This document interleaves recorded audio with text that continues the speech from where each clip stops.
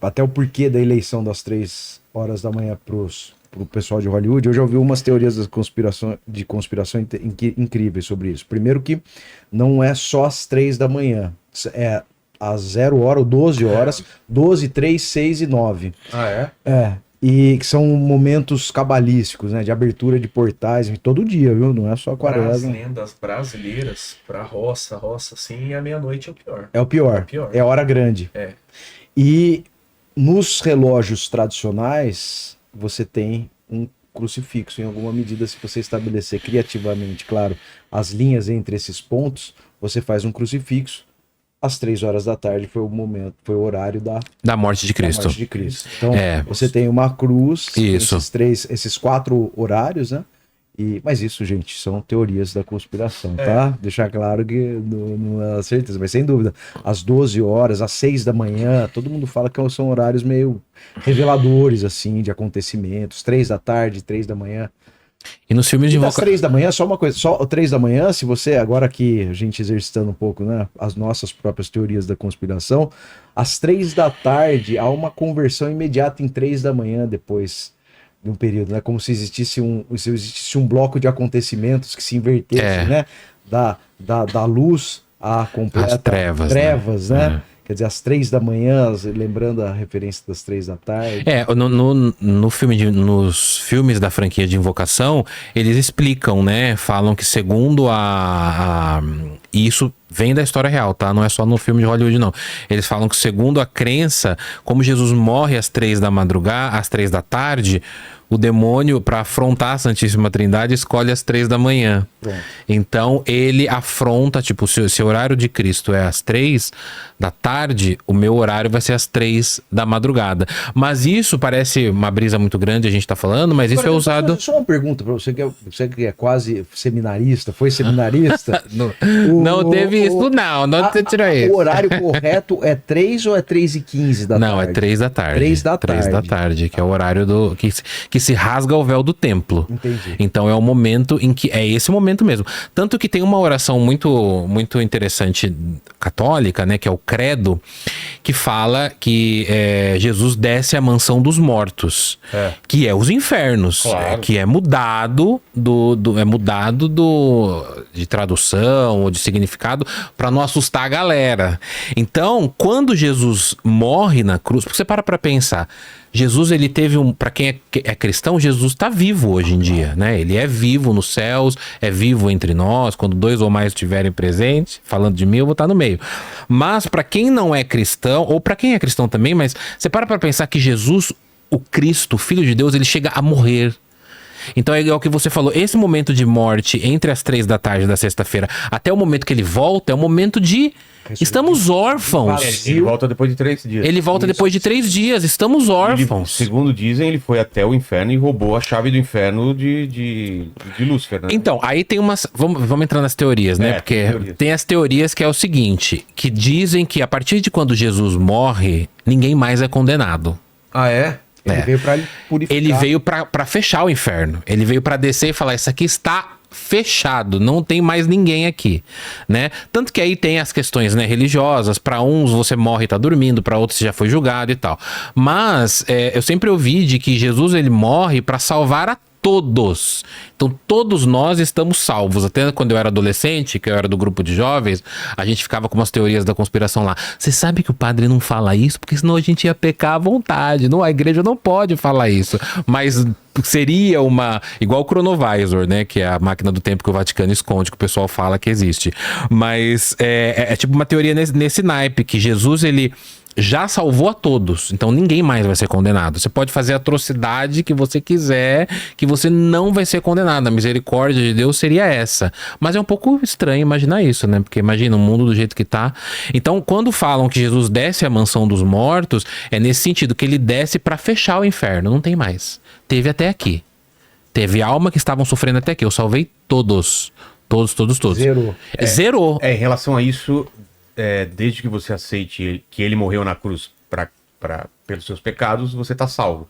Mas claro que você, segundo eu entendo, que foi dito aqui várias vezes, é que se você insistir no pecado, você insistir num erro, vai pro mesmo inferno. sabendo, você vai ser condenado, porque isso é um pecado contra o Espírito Santo, e falaram que contra o pecado do Espírito Santo não tem salvação. É o maior dos pecados, né? Que isso, mano? É a foto do Chronovisor, eu amo essa teoria.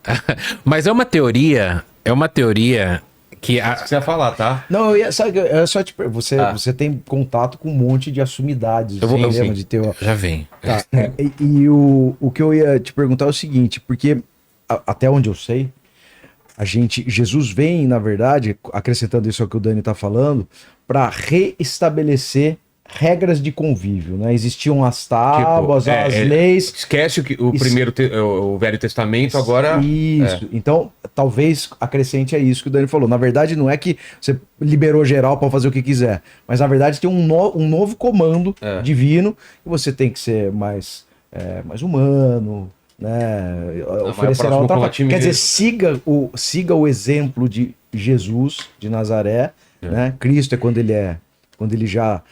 depois da ressurreição, mas é por isso, na verdade, talvez seja isso, né? Eu escuto muito Caio Fábio, que eu adoro, Caião, ele fala muito disso, né? De seguir o evangelho de Jesus, né? A partir de Jesus.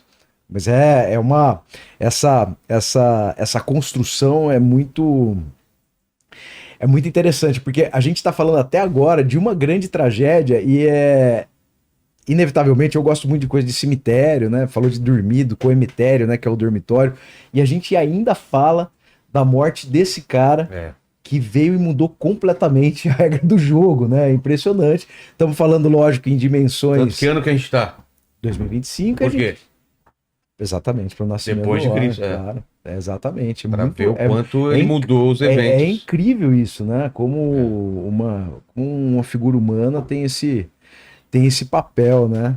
Claro, a gente tá falando isso em dimensões mais assombradas, não necessariamente ligada ao dogma religioso, mas é impressionante, né? Mas quem tá preocupado aí que a assombração só aparece à noite, a maior parte dos relatos que eu escuto e que eu recebo é durante o dia. Eu acho muito pior a assombração de dia. Muita história durante o dia. Principalmente essas coisas de folclore. A maior parte saiu pra andar no mato, pode acontecer a qualquer momento. Até porque nesse período não é um período que as pessoas se expõem muito no mato, né? Sim, você que conta uma história, não é? De uma trilha, de um caminho que o cara ia, não é isso? Mas só terminar do Cronovisor. Cara, é uma teoria. Na verdade, assim, a gente fala teoria, e quando eu conto essa teoria na internet, a galera me massacra nos comentários. Mas onde ele tá inventando? Gente, não sou eu que estou inventando.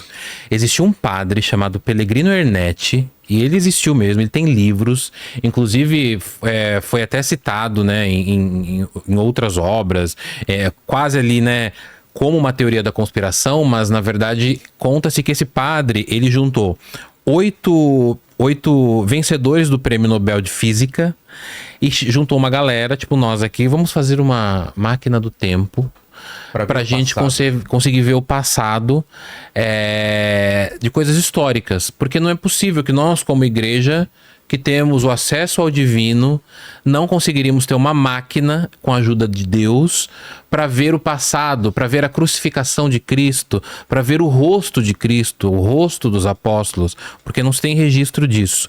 E aí dizem que ele, mais essas 8 pessoas, esse daí é o Pellegrino Ernetti, e ali do lado seria o cronovisor, que seria como se fosse o quê? Uma máquina do tempo, que ela tem um micro-ondas e é uma tela de TV. O forninho da avó não funciona mais. Eles levaram embora o forno da avó. Seria uma tela de TV que ele fez com 8 pessoas que ganharam o prêmio Nobel. Tem até o nome desses caras, mas eu não vou lembrar agora. Eu lembro o nome do padre, que é o que encabeçou a ideia. E aí, como que era? Era uma tela que você acessava o passado através de... Tem uma explicação toda científica dele lá. Você pega... imagens do tempo e espaço e tem a explicação que eu não vou lembrar, que é mais científica, mas qual que era o resultado? Você conseguiria ver como se fosse GIFs do passado, imagens do passado, do que você quisesse ver.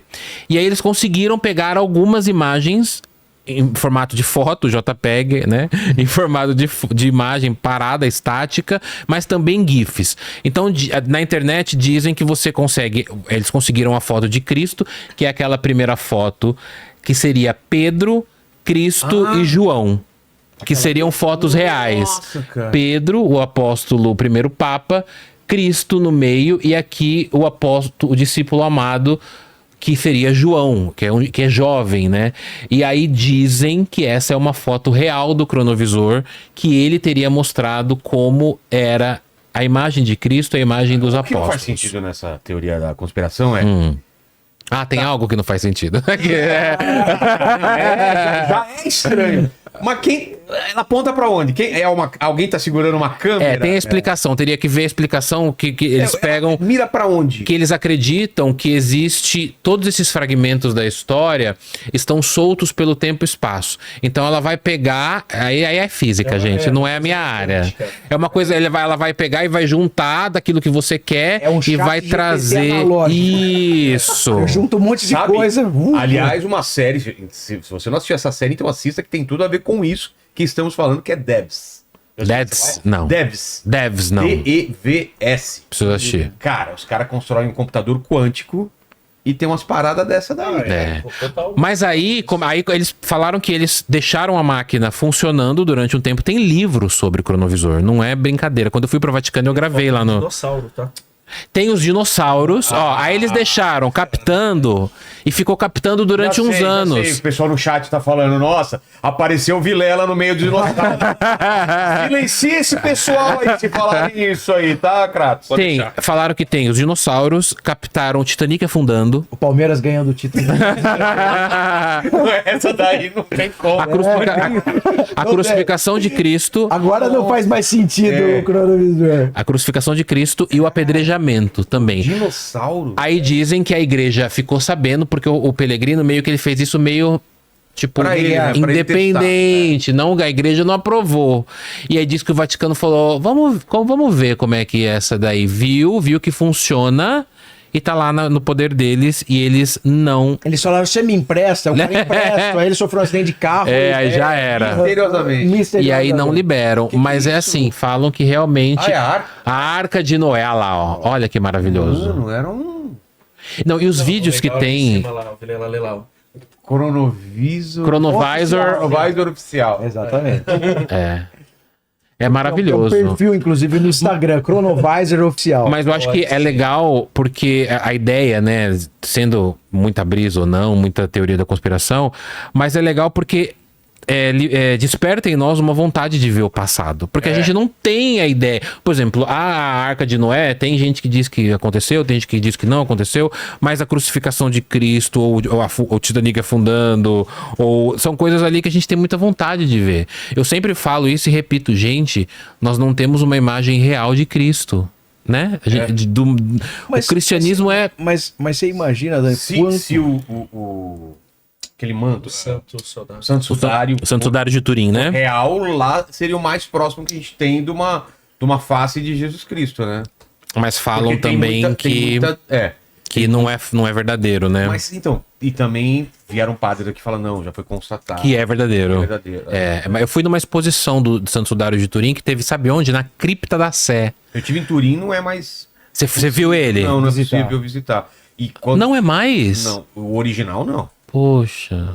Ah lá, imagem do rosto. E ele é grande, né? Ele fica no alto, assim, ó. Pelo que eu vi o Papa tirando uma foto. Então, a Igreja Católica mantém muito essa tradição das relíquias, né? De ter relíquias que seriam... A lança, né? Seriam coisas originais. Então, por exemplo, falam que um pedaço... São Longuinho furou. O lado de Cristo, né? Falam que um pedaço da cruz de Cristo tá na cruz de Aparecida do Norte. Tá brincando. Um pedaço do lenho santo, eles falam. Falam, isso é uma... nem sei dizer se é uma teoria, mas falam que sim. Um pedaço do lenho santo está na cruz, dentro da cruz, que fica em cima da Basílica de Aparecida. Então, assim, a gente não sabe, né? Porque vai muito da fé, vai muito dos estudos também, né? Mas o Santo Sudário de Turim, ele é o que seria mais próximo da imagem de Cristo. Você falou de ChatGPT, teve uma pesquisa séria agora, um tempo atrás, que mostraram, fizeram junto com a imagem do Santo Sudário de Turim, com o ChatGPT, de como seria a imagem de Jesus. E aí postaram a foto de como seria Jesus segundo o ChatGPT. Ah lá, a cruz de Aparecida, e dizem que um pedaço do lenho santo está na cruz de Aparecida, que está guardado a 7 chaves. Inclusive dizem que a coroa de espinhos, um pedaço dela também é uma relíquia da igreja e está em algum lugar. O manto Agora de... tá na França. O interessante, para quem quer saber sobre essa coroa de espinhos, semana passada a gente fez um programa sobre Paixão de Cristo com o Rodrigo Silva, ele trouxe de Israel como que é esse espinho de lá, cara. Não é que nem nosso espinho. Ele é enorme, Ele né? é enorme e ele é flexível. Isso. E os espinhos, eles são meio duplos, assim, eles vão saindo e são enormes. E a coroa de espinhos, a gente fala coroa e vê no cinema, é muito mais... que eles colocam em volta, mas é como se fosse um capacete, né? Exato. Pelo que eu lembro que quando... Sim. Eu fiz um curso bíblico uma vez sobre a crucificação de Cristo. E o padre falou que era um capacete. E que os espinhos entraram alguns centímetros para a cabeça de Jesus. Sim, fazia que ele teve... Os primeiros eles têm. Né? Não é essa foto do chat. Não é essa do chat GPT, não. Apresentação? Tem uma outra. Se você procurar chat GPT Jesus 2024, acho que foi saiu ano passado. Que é Esse aquele meme lá abraçando, nossa. If I Jesus, né, do videozinho. Meu, e é engraçado, até tem um estudo que a gente dá pra fazer filosófico sobre essa trend, porque essa trend a gente tem um Jesus ali super hollywoodiano, super, né, europeu, cabelos embranquecido e tal, ele tá com anel, inclusive, na trend, só que, gente, as tias da igreja, as vovó, amaram e aceitam Jesus como essa imagem. Então, quer dizer, o que é a fé? O que é a imagem de Cristo? Senão aquela imagem que nos é mostrada até a gente acreditar que é essa. Mas esse é um assunto que tem muitas camadas. Aí vai pra longe. Mas essa trend pegou muito aqui no Brasil. Pegou demais. Eu fiz o vídeo. Deu 4 milhões de visualizações. A imagem mais difundida de Jesus, ela... Também não. A imagem mais difundida de Jesus, que ele parece lá loirão, cabelão, pô, parece que nasceu em Jurerê Internacional.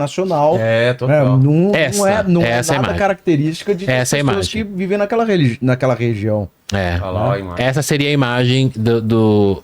Fizeram um negativo do que tá impresso. Junto com a imagem do Turim, do Santo Sudário de Turim, mais o chat GPT, a inteligência artificial, seria essa a imagem mais real de Jesus Cristo. Mais próxima de Jesus Cristo. Aí tem toda uma discussão da pele mais embranquecida, que ele vivia no Oriente Médio, então teria, né, seria uma pele mais escura, o cabelo, então, enfim, tem várias discussões. Mas seria assim, mas nunca saberemos, né? Isso é uma coisa que... Ou saberemos na volta, né? Para quem acredita na volta de Cristo. Ou para quem acredita no Henrique Cristo, ele já tá aí, né?